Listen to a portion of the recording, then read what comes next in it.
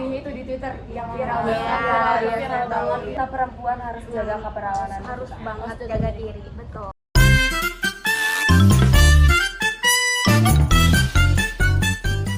Halo everyone, selamat datang di PLS Podcast Lensa Sosial. Bersama saya Rianti Wenastari sebagai host, dan saya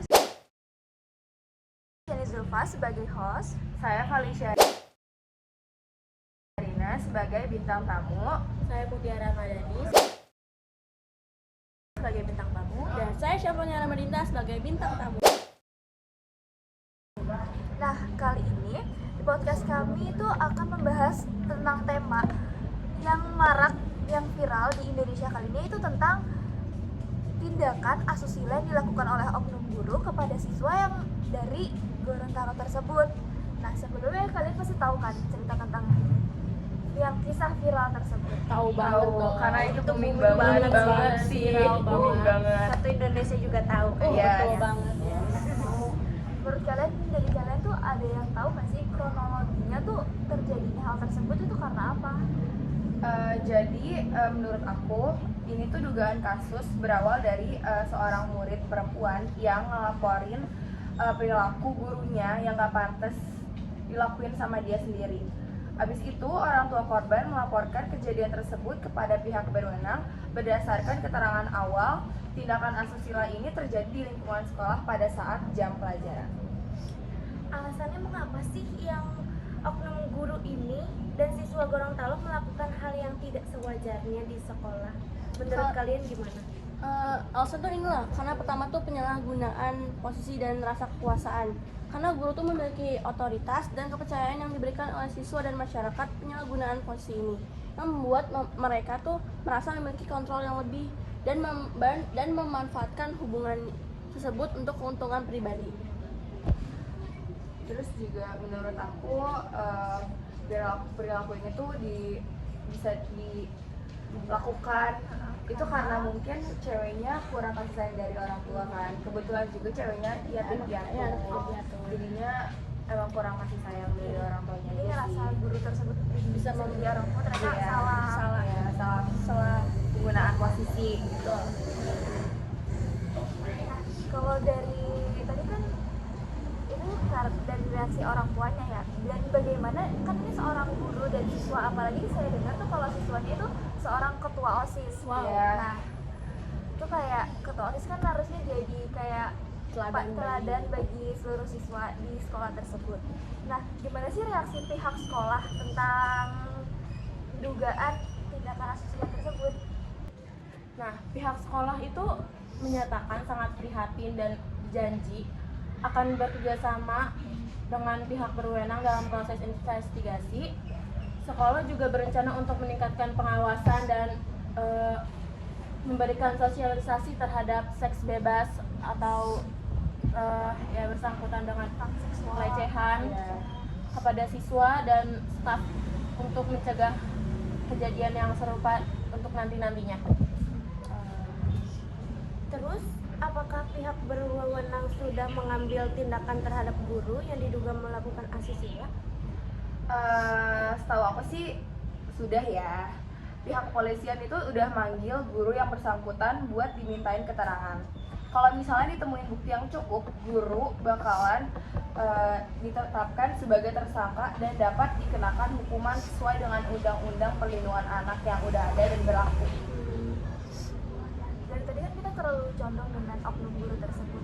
Sekarang kayak kita lihat dari sisi siswanya, siswa dari murid perempuannya ini tuh kayak dampak psikologisnya itu gimana setelah terjadi hal-hal tersebut. Apalagi hal tersebut tuh kayak terjadinya tuh pasti dalam jangka waktu yang lama kan, itu dalam di beritanya juga dalam jangka waktu yang lama, dan kondisi psikologis dari siswanya tuh kayak gimana? Kalau berdasarkan dari keluarga sih katanya siswa tuh masih mengalami trauma ya. Udah pasti ngasih trauma dan sedang dalam proses pemulihan. Terus juga pihak sekolah dan dinas tuh menyediakan layanan konseling psikologis untuk membantu korban mengatasi trauma yang dialaminya. Dari keterangan keluarga. Bagaimana sih pandangan psikologis mengenai hubungan semacam ini?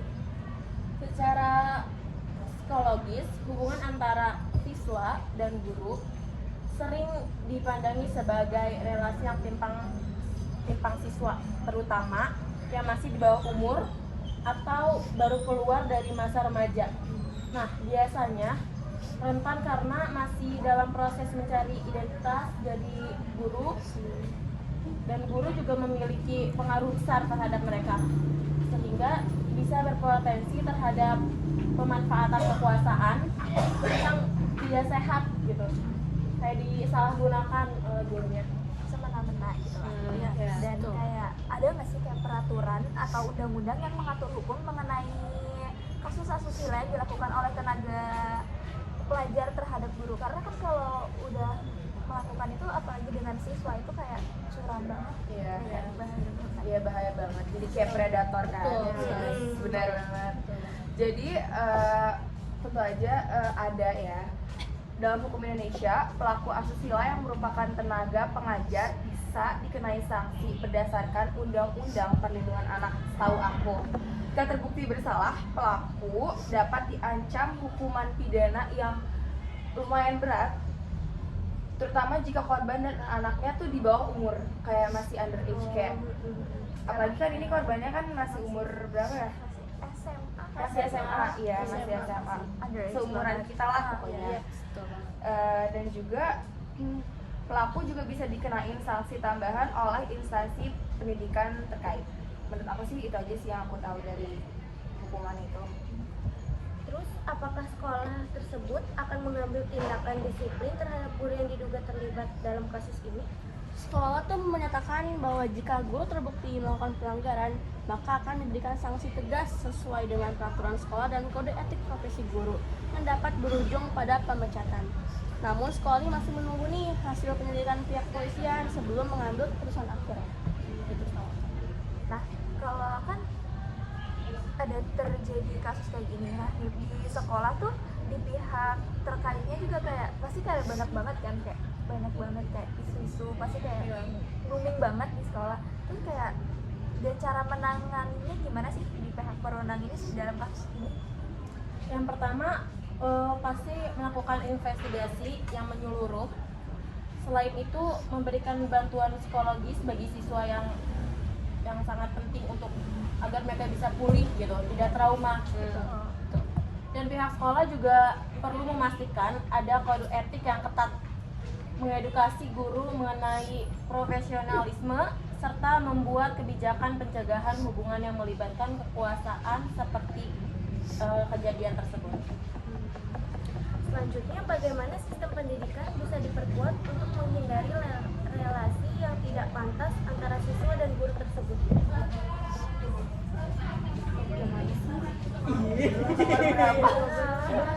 Sebelas. Oh, Ulang pertanyaan.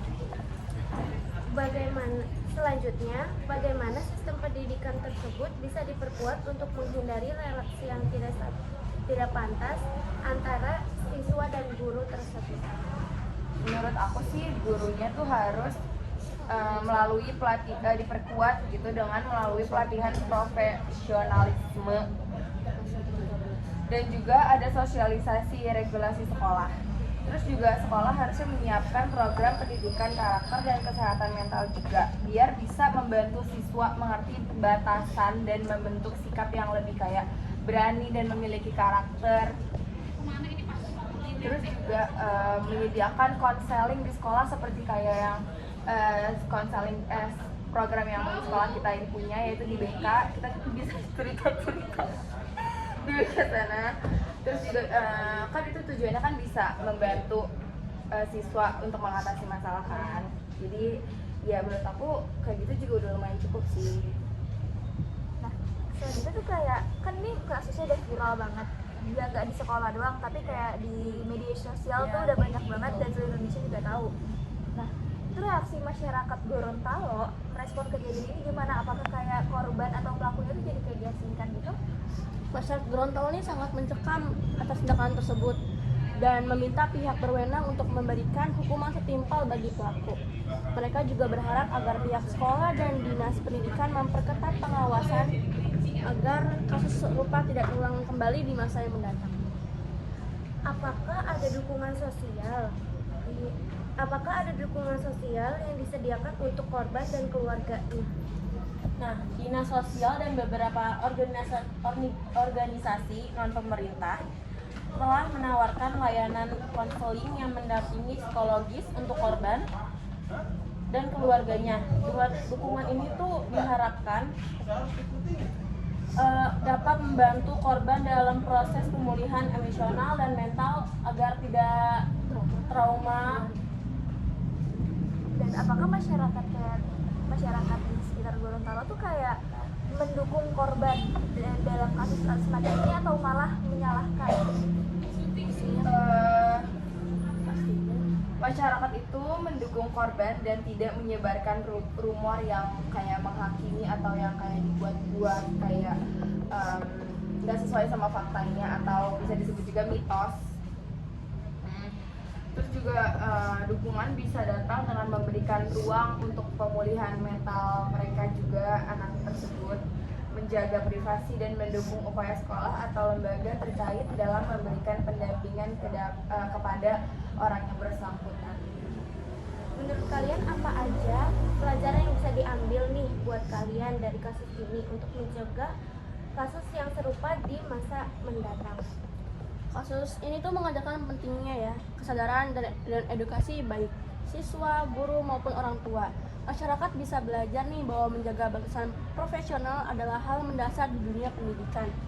Lalu edukasi juga tentang kesehatan mental, relasi sehat dan profesionalisme bisa diberikan lebih awal agar siswa dan guru memahami pentingnya batasan yang sehat dan saling menghormati. Nah, supaya tidak terjadi hal yang tidak kita inginkan lagi, hal apa yang harus kita lakukan sebagai orang tua untuk melindungi anak mereka supaya tidak terjadi potensi hubungan yang tidak sehat di sekolah ini? Menurut aku, orang tua tuh harusnya memberikan kasih sayang yang cukup ke anaknya ya. Bukan kayak, ini tuh bukan cuma soal kerja doang, tapi kayak harus ingat anak juga di rumah untuk harus kayak selalu menjaga dan selalu terbuka. Iya, selalu saling terbuka. Dan juga kayak Komunikasi. ya, karena komunikasi itu sama orang tua penting banget. Betul ya. banget. Apalagi untuk kesehatan mental sendiri. Daripada mendam terus ya, harus dikomunikasikan. Menurut kalian bagaimana peran media dalam memberitakan kasus dengan bijak? Media tuh memiliki peran yang besar dan menjaga agar pemberitaan tidak mengarah pada penghakiman atau sensasionalisme. Penting bagi media untuk mengutamakan fakta, tidak merusak privasi korban dan mengedukasi masyarakat.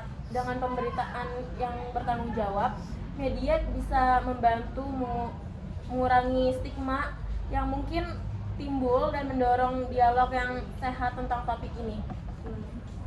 Bagaimana pengaruh kasus ini terhadap reputasi sekolah dan dunia pendidikan secara umum? Secara kan kalau sekolah pasti mau dengan yang terbaik dengan siswa dan guru-guru di masyarakat lingkungan sekolah kan. Nah, kasus ini tuh bisa merusak citra sekolah dan melemahkan kepercayaan masyarakat terhadap lembaga pendidikan. Dan ini bisa menciptakan persepsi negatif bahwa sekolah tidak aman, padahal institusi pendidikan berperan penting dalam perkembangan karakter anak. Penting bagi sekolah untuk menunjukkan komitmen terhadap penanganan kasus semacam ini secara transparan dan tegas. Betul. Cukup sampai sini saja ya pembahasan kita pada pagi hari ini mengenai tindakan asusila yang dilakukan oleh guru kepada muridnya yang berada di Gorontalo ini. Ya, lumayan seru sih topiknya ya nggak sih, Seru guys? banget. Soalnya ini tuh penting Bisa banget dijadiin kan pelajaran buat buat kita juga. ya, pelajaran pelajaran banget. untuk kita. Iya, Betul. apalagi kita kan masih Sekolah dan siswa. Siswa dan kita perempuan. Kita perempuan harus jaga keperawanan harus kita. banget jaga diri. Betul. Nah, jangan sembarangan. Anyway, thank you banget untuk para bintang tamu. Makasih juga. Makasih juga. Terima kasih. Makasih banyak informasi yang bermanfaat ya. Semoga juga untuk kalian itu bermanfaat juga mengenai kasus ini. Oke, see you the next podcast. Bye.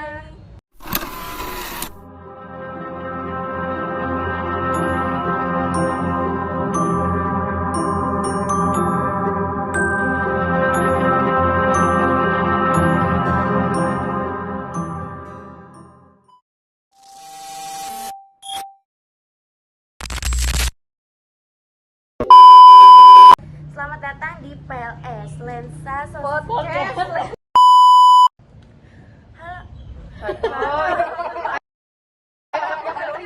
Satu, dua, tiga. Halo everyone, selamat datang di PLS Podcast Lensa Sosial. Bersama dengan saya oleh oknum guru kepada siswanya yang di Gorontalo. Tahu banget. Ada Booming video banget. ada Di dan viral banget di Twitter. Twitter. Muti punya videonya.